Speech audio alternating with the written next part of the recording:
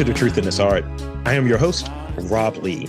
And today I'm excited to be in conversation with my next guest, a comic book writer, publisher, editor. He is a DC Milestone Initiative participant. He's based in Norcross, Georgia, and he's one half of the duo behind the captivating Tuskegee Heirs comic series, as well as two children's books, Broken Glass and Grandpa's Shoes. Also, this interview is brought to you by the fine folks at AwesomeCon. Please welcome Greg Burnham. Welcome to the podcast. Thank you. Thank you for having me. So before I get into, you notice how it's not even a transition between how I talk, by the way, it's just like the same conversation. Yeah, because I'm the same way.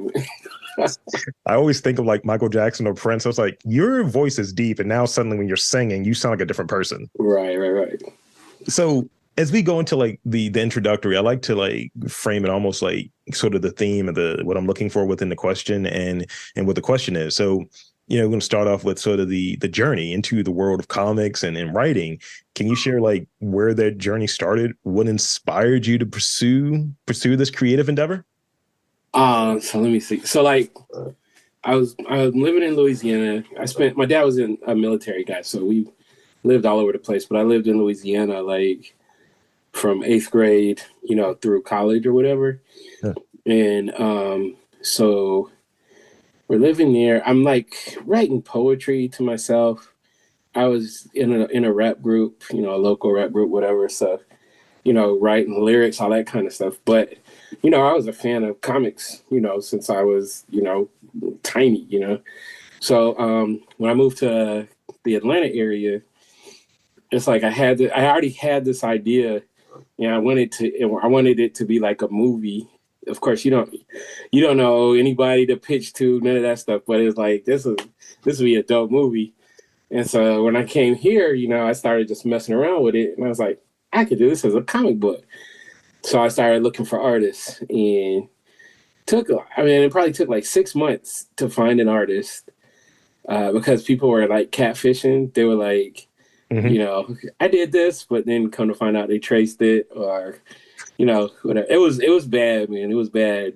This is like the late, like the early 2000s. And this dude that I played basketball with that, we hung out and stuff, he was into, comic stuff.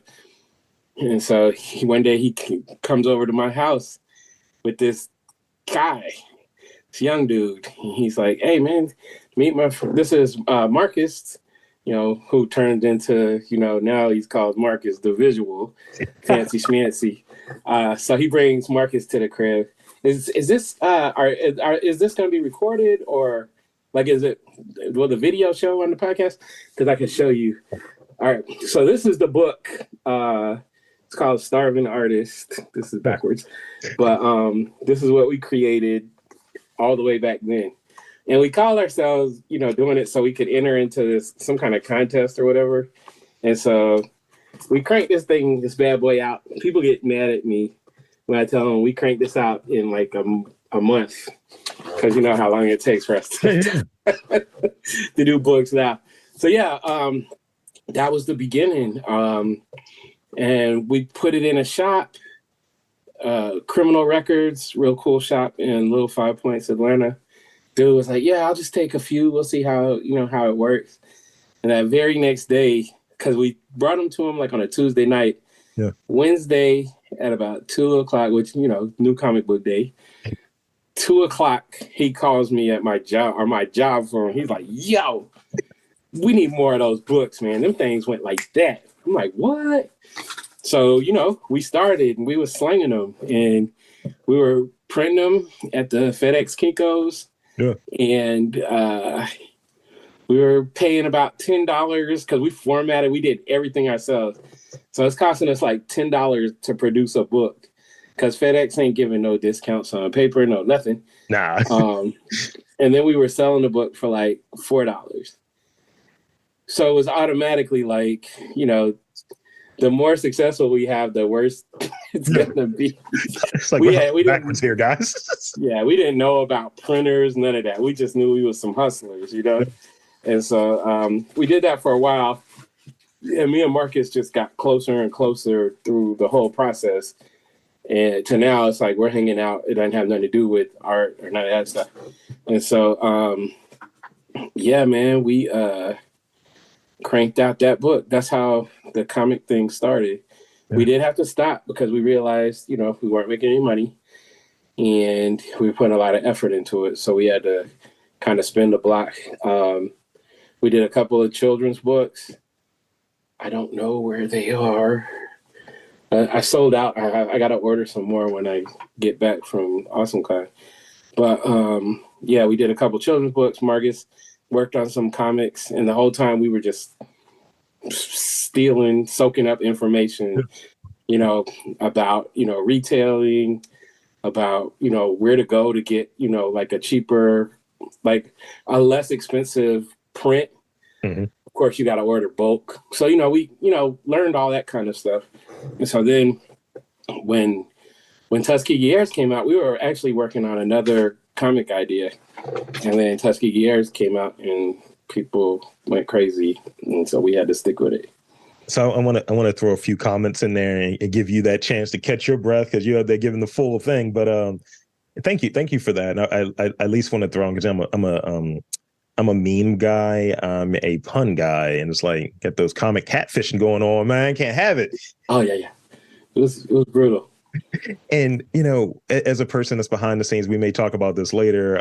I have a book that I've done mm-hmm. that I'm like, man, maybe it's going to be the flip next year. I'm being interviewed, but it is one of those things where, you find someone that you can collaborate with and that it fits and it makes sense. And, you just figure it out. And a lot of times I think, especially like folks like us and like creators of color and all of that good stuff, we are almost always, self-taught, autodidactic or what have you, and just figuring it out on our own. And I look at in doing this, I was talking to someone about it yesterday. I'm looking at this really cool board that I have and I'm recording through right now. But I remember my first recording interface. It was a Fast Track Pro, which my ex co-host he titled aptly the Universal Fart Machine because it was just really stupid. But I learned about that device by listening intently to a Kevin Smith podcast, and he slipped up and mentioned we used a Fast Track Pro, and I was feverishly typing it to figure out how to use it and some of the hacks and just trying to find a way to make it work without going after. Even now I apply that sort of approach without going after sort of the biggest, most popular buzzy name. I'm using a Zoom recorder, not a Roadmaster or what have you, or a Road. And so that's kind of the Roadcaster. And that's kind of the way that I think approaching it, figuring out what works for you. And sometimes it's finding those different options out of necessity. Yeah. Yeah. And you learn a lot. I will say it was eye-opening when we got to sit around these other publishers and all this stuff, because it's kind of like you fast track now, because it's just like me. If you come to me right now and say, Greg, can you show me how to make a comic? I'm going to be able to tell you a whole lot of stuff that will not include all the trial and error that we did. You know what I'm saying? So yeah, it was, it's good on both ways, but when you learn things yourself, you kind of learn what works for you. And you kind of can figure out how you want to move. Mm-hmm. So I think that also helps us, because when we sit down, with other comic creators who've only worked for, the big two or whatever, yeah. It's we be giving them so much game mm-hmm. that they never even really considered, because it's no, we hustle. We're going to figure out ways to, make this money with it, so. The way that I would put it, I've taught a few classes on podcasting. I would say, learn from my mistakes. I've made all of them, and just distilling it and making it simple. And it's kind of this is what folks aren't going to tell you. This is the way that you can do it at this scale and at this level or at a higher level. So I want to switch gears a little bit and talk about, a few of the projects that, are attached to your name. That, if folks are undipped, give us the background a little bit. And if you will, kind of express sort of the inspirations and the importance of representation as it comes to your work. And I'm seeing the children's books, Broken Glass and Grandpa's Shoes, and I see obviously Tuskegee Heirs. So give us a little bit about what are the themes there, and why representation matters, especially when it comes to like the work that you're pursuing. Oh gosh. So I got props just because it's by my desk. So you got the Tuskegee Heirs here, which is a futuristic sci-fi. It features 5 Black pilots whose planes sometimes turn into mechs. And so that one, like, of course, the Tuskegee Airmen were like a huge inspiration just in life, not just from a military standpoint or anything, but just in life. For me, my dad was in the Air Force, so and then one of the mechanics was one of my grandfather's best friends. They call each other cousins. Yeah. And the family was like, we got a Tuskegee Airman in the family. I was like, show me some type of documentation. They were unable to provide any. But I was like, I'm not claiming it unless. And then we did find out, because he recently passed away, we did find out that they weren't biological cousins. So I'm glad, because that could have been a scandal. But I wasn't doing it to bring attention to myself. I ain't gonna say we, because Marcus is my partner with Tuskegee Heirs. So it wasn't about bringing attention. It was like giving the world stuff that we wish we could have had when we were kids. Or even, adults. So, yeah. And then I got Broken Glass. So my children's books are kind of like, they have like lessons that you can learn. Like, I'm old, so back in my day, your cartoons, like all of that, it was like there was a moral to the story and you could learn something from it. So Broken Glass is about, like a kid basically weighing the pros and cons. Should he tell the truth? He did something he wasn't supposed to do. Mm-hmm. Should he tell his parents, or should he try to hide it? They're all based on true stories too. And then Grandpa's Shoes is just a little girl. She has an idea of what her grandpa. When you're a kid, you see this old dude and he's just chilling all the time. You know what I'm saying? So it's like you think that's what he is, who he is, and then she stumbles on a scrap, like a really old scrapbook, that shows like all these different things that he was doing as a kid all the way up into, adulthood. Yeah. And so she's now looking at him like she's a hero. That also happened. It was with me, but my daughter was like, okay, you got to have a girl for this one. And so, that one is pretty cool. And then I got a brand new children's book that just came out a couple weeks ago. Yeah. I do have the prop here. It's called Swim, Kelly Swim. Nice. It's been doing pretty good so far. And this one, it's also based on a true story. My little brother's name is Kelly. And, but what it is it's a fun story, but I've trickled in tips for beginning swimmers, just stuff that kind of takes away some of the fear, behind swimming. You know what I'm saying? There's no secret what's happened. Some of the reasons why Black people have not really, jumped into swimming, like other people have. So it's kind of just to, excuse me, I knew that was coming. It's kind of just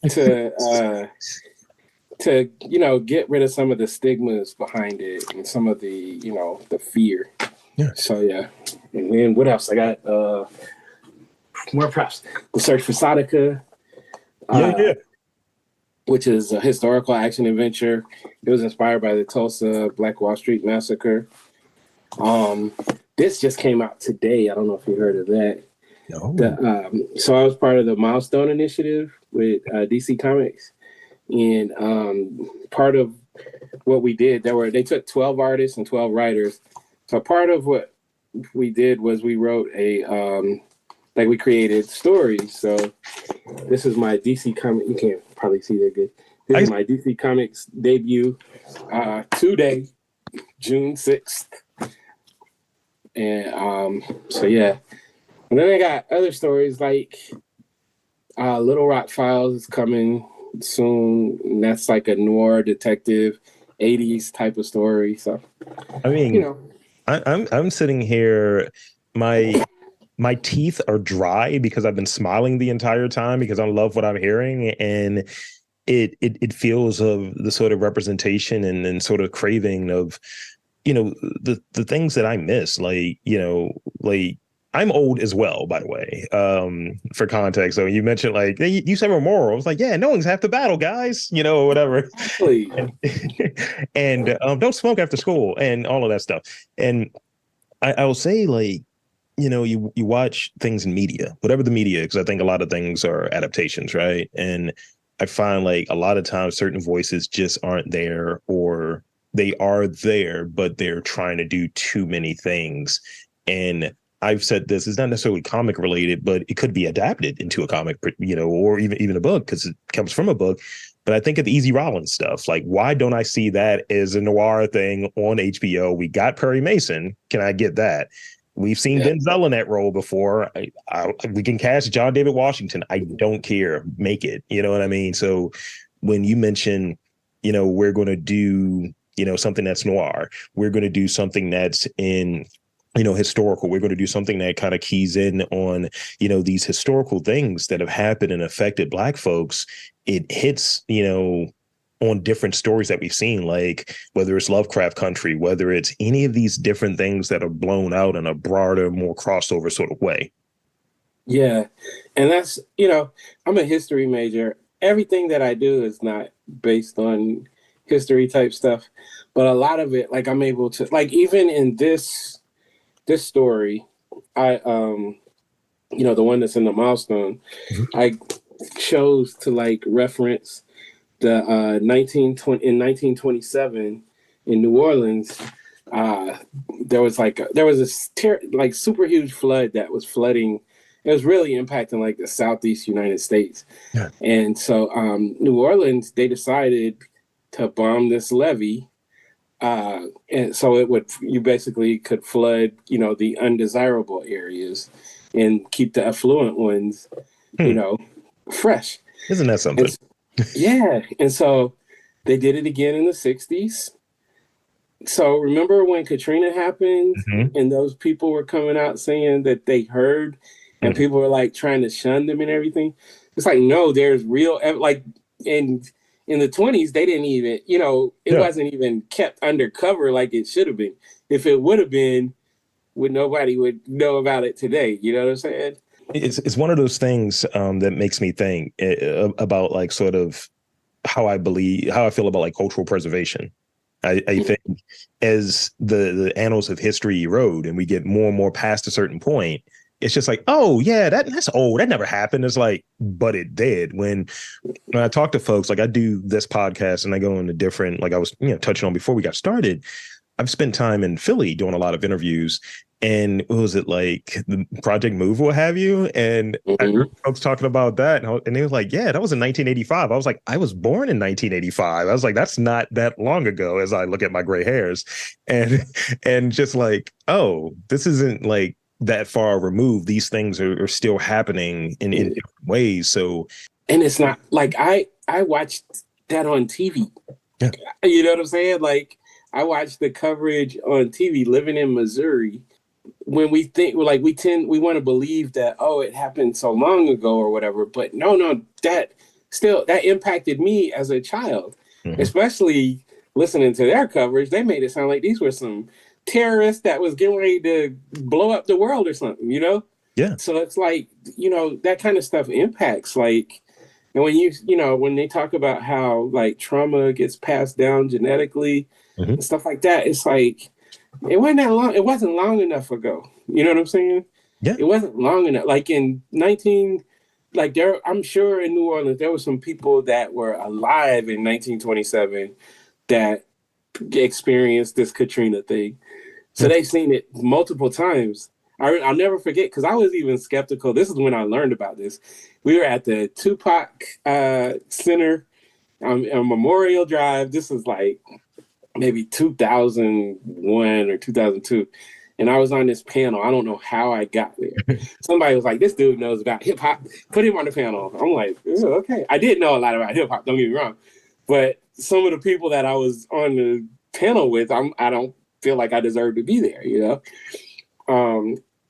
but there was a lady who stood up and made a comment because I'm not gonna say who it was, but one of the panelists kind of shunned, like poo-pooed the whole Katrina thing. Mhm. So I guess, what was that? Whatever year that was. So he just kind of like shunned it, like whatever. And the lady got really passionate. She was older, and she was like, "No, they did bomb the levee. Like, we heard it. We were there, you know." And I sat and I talked to this lady afterwards, and that's what prompted me to like do my own, research on it or whatever, and just dumbfounded, like how callous and cold they were. So it's like I slipped that kind of stuff in. I'm not like, hey, this book is about this Yeah. or none of that. It's just now it's in a DC book. You know what I'm saying? So, now it's here. Yeah. You're gonna be able to put in, as a black male, like your perspective through your lens and whatever nomenclature that folks like to use, but that's gonna work its way into your writing, how you approach projects and, collaborative projects. Does it fit? Does it make sense? And I think that there's something to be said about that. I think that's actually why representation matters. And I think that's actually why having like folks, that are like, look, there may not be this spot for me. It's like, do what you know, do what you like, do what matters to you, and you'll find, quote unquote, your tribe. Yeah. And as a writer, like I know that I have to be like I just wrote a script for another DC project. I'm not really allowed to say who it is yet, but with that one, it's like somebody that I'd never like. If somebody hit me up and say, "Yo, you want to write Black Panther?" I'd be like, "Yes, I do," because I already I've been planning this out my whole life. You know what I'm saying? Yeah. This was a character that I just never assumed anybody would ever let me write. So I had to come up with stuff or whatever. But it's out of my regular, my normal loop. But that's my thing is I feel like I can write pretty much anything. Like they hit me up, they were like, "Can you write horror?" Yeah. Got you. Easily. But I know I can. I knew I could already. So I, gave them a concept. They're like, "Yo, that's like, yeah, let's roll." I look at what I do a little bit in that sort of same vein of, can you do sort of and without being one dimensional, right? Can you do the sort of barbershop podcast? Sure. I can get reckless. I can get out there. Can you talk movies? Absolutely. I'm a nerd. I watch movies. Can you do interviews? Yes. Can you do like historical stuff? Sure.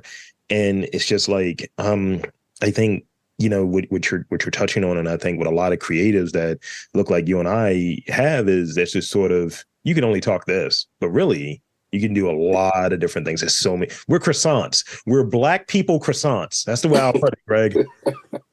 So let me say, I want to switch gears a little bit because I definitely want to talk about AwesomeCon. A touch. I got like two last sort of real questions, and then I got those rapid fire questions. I didn't forget those rapid fire questions. I've been adding as we're talking. Oh Lord.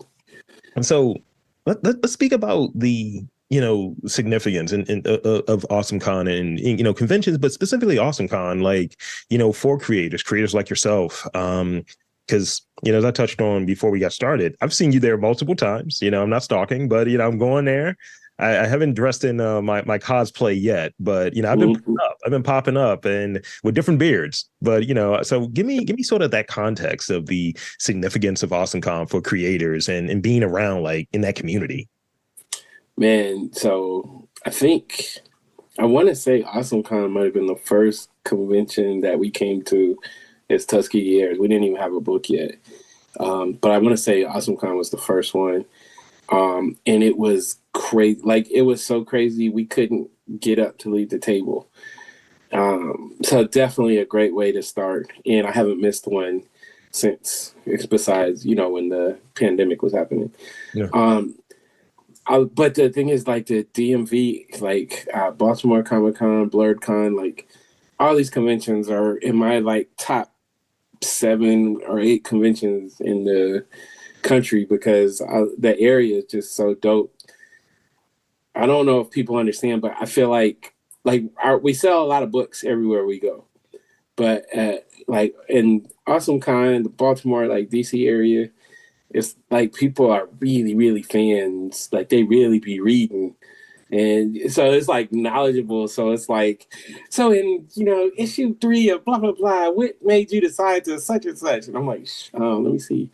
Okay. It's like you remember, because it's like you write something, you're kind of on to the next thing. But yeah, so that convention is like one that I'm just loyal to. I think there was one time where it just wasn't crazy, but it was still cool or whatever. But other than that, that was that one time when they messed with the layout and everything, tried to change some stuff up. But Yeah. other than that, it's one of my favorite shows.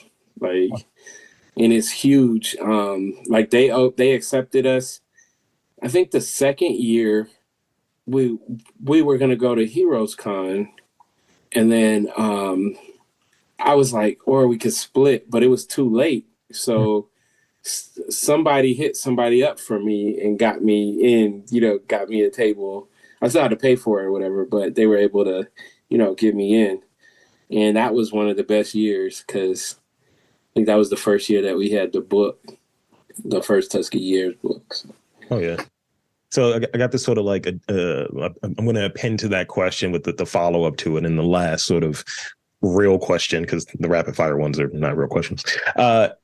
So for prepping and preparing for sort of AwesomeCon convention season, what does that like prep look like from the fan perspective and from the guest perspective? Because I would imagine you've been in both sides of it. I would imagine that there are folks that you want to see there that are like doing work that you really like, and I've seen you there as a guest multiple times, posted up. So talk about like what that sort of setup and that preparation looks like from both perspectives. I mean, how much coffee is being drank? Because it's a long time, I would imagine. Man, so like our thing, I think the part that I try to get like creators to understand is having books on tap to where, like I already know how many books I'm taking to AwesomeCon. I already got all that, but it's a lot, So you gotta be investing in your books ahead of time, because sometimes you can get books back kind of quick, but other times, depending on printer schedules, it could take weeks, So, there's that, like planning out the travel, hotels, like all that kind of stuff is a whole different beast. I'm pretty good at that because I used to have to plan my own travel when I had, like a corporate job. Mm-hmm. So I got all of that on lock, but you still got to do it. You know what I mean? It's a lot. I feel like we're pretty much automated at this point because I got a crap ton of books. I got everything. So I was just like, that's not, it takes me longer to figure out what clothes I'm going to bring than it does, finding the books or whatever. But yeah. And then from the other side of it, because even us, like, as we're fans of all this stuff, right? So when I'm looking, I'm like, oh, such and such going to be there, blah, blah, blah. Hey, Marcus, at this time, I'm going to leave the table for about 30 minutes. You good with that? And, vice versa or whatever. We try to be at our table as much as possible. Mm-hmm. So if we're not there, we're either at the bathroom getting food or up in somebody else's business or something. But yeah, honestly, I was laughing. I saw this funny, this TikTok where this dude made a bread sandwich. And I'm just laughing, but I'm looking at it funnier because we don't do it very much anymore, but we would buy like a big pack of Hawaiian rolls because it's like sometimes you can't leave the table. Yeah. So it's like when you get hungry, you just pop a roll. People be like, y'all don't have nothing else. Nah, man, this is like sustenance. So the thing I like about Marcus, like me and him, when we go out, it's like business. It's like we're in the military or something. It's not about emotions. It's not about arguing over what you want to eat. None of that stuff. It's just straight up, and there's a such and such restaurant right here. All right, let's stop there, So we're there to, and it's fun though. We have a lot of fun, but we're there to meet the fans. We're there to make new fans. We're there, for that experience. So yeah, we don't do a lot of partying. we'd be going to sleep, like the whole thing. I'm the key takeaway I'm taking from that is you got to pop a roll sometimes. You just got to. You just got to pluck one out, man. Shake it for the rest of them, and we'll definitely pop over and see you when we're there because I remember last year. This is a thing that pops up and just stays in my mind. I think it was you. You were at the table, and my girl got like a couple books and Tuskegee Heirs, and she was like, "This looks like my son on there." That was the selling point for her, so it speaks to the art. And then she was just like, "Did you read this issue yet?" And I was like, "All right, tighten up there, fangirl. Jeez, I thought it was for him." You know what I mean? That's one of our things, man. Like, really passionate about, showing the different skin tones, hair types, like all of it, because we've seen it. Like, even with my previous children's books, I had a lady, I was doing a signing. This lady was flipping through the book. She started tearing up. And I'm like, what? And then she holds the book up and holds this image up of the kid's mom. And I'm looking at it. And I'm like, you were not used as, I don't know you. We did not use you for a reference. She even had the same color shirt on as the lady. You know what I'm saying? And she bought the book for herself because she was like, it looks like me. So we've seen that from little kids all the way up to, we have like a 70-year-old that cosplays our stuff. You know what I'm saying? And it's like, that's the stuff that we're really cognizant of. We really put a lot of effort into that to make sure that we're showing our people in the light that they deserve, because our people are beautiful. That's great. And I think that's where we can stop with the real questions. And now it's time for these. I got 4 of them for you. These rapid fire questions for you. How rapid do I have to fire? Because I be thinking a lot. Don't overthink them. I got to tell people, don't overthink them. Right. And I'm going to treat this almost chat GPT-ish. It's like in these confines of convention season. All right. Let's put it that way for this first question. Okay. What is your go-to food? You were talking a little bit about, popping a roll or what have you. What's your go-to food? You got, you got that lunch break. You got that. I'm going to be away for like a half an hour, whatever. What are you getting? Are you getting hot dogs? Are you getting like nachos? What are you getting at the convention? It's a case by case. I'd be looking at other people's food. You know what I'm saying? So like, if you're nachos, if it's just like the basic, chips and some cheese, sometimes you got to do it. Don't get me wrong. But it's all about options. It's also about, so there's stomach maintenance that goes into this, right? Like, you got to get foods that aren't going to, make your stomach go wild. So sometimes it's just a look. And, you get to be my age. Sometimes you can just look at it and be like, nah. What's the dude on the TikTok talking about my stomach's bubbling? You can just look at certain stuff. So, we try to keep it light during, like, while we're at the shows, because it's like, ain't nobody trying to be in the bathroom all day. It's a whole different situation there. Yeah. I'm always getting the chicken fingers. If I can find them, I'm getting chicken fingers. They're usually pretty safe. Yeah, sometimes, but when you get them pretend meat chicken tenders, like that gelled, and sometimes you don't know until you bite into it, I can't do that catfish meat, that imposter meat. Can't do it. What is that? That McDonald's chicken McNugget meat? That kind of, that mechanically separated slurry. Can't do it. Yeah, there you go. Yeah. So, it's case by case. Pizza hardly ever fails you. Sometimes it's not great. Like, I'm not going to say the convention a couple weeks ago, but they had pizza. Pizza will, sit in your stomach for a while, so you won't be starving. Yeah. But it wasn't really good. But we did eat that like every day, pretty much. I hear you. If you could have a superpower for 24 hours, what would it be? Only for 24 hours? For 24 hours. You're doing the trial. You know what I mean? Is time travel a superpower? It is. You're cheating a little bit, but it is. I'm a writer. I figure out loopholes. That's what I do. But if time travel is there, then it would be that. But if we're not going to consider that, I probably would just fly, man. I mean, flying. I need an alarm to let me know when my 24 hours is up. No, that's great. I mean, we always look at like, man, I need superhuman strength, speed, whatever, invisibility. But some of those like sort of simple ones is like, look, you could fly. Like that's a thing. Yeah. And you can just get to where you need to get to. But I like that initial answer. I like that sort of loophole you found. I like it. I like it. But flying, so if it's only 24 hours, then you can, whatever power you have, you're not going to be able to do too much. If I could time travel in 24 hours, I could change a lot of things. But if I can't do that, then I would just go see everything in the world that I feel like I should have already seen. I dig it.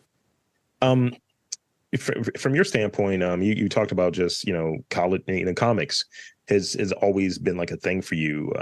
So who is the most relatable? Well, it could be comics, it could be pop culture related. Who's the most relatable character to who you are, personality wise? Like, which character do you relate to most? So I always thought it was Peter Parker, but the black version. Nice. But then Static came.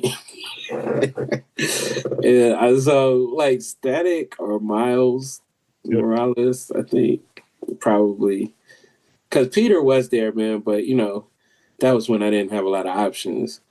But now, like, just thinking of me as a kid, like being, Miles or Virgil, one of those. Good. This is the last one I got for you.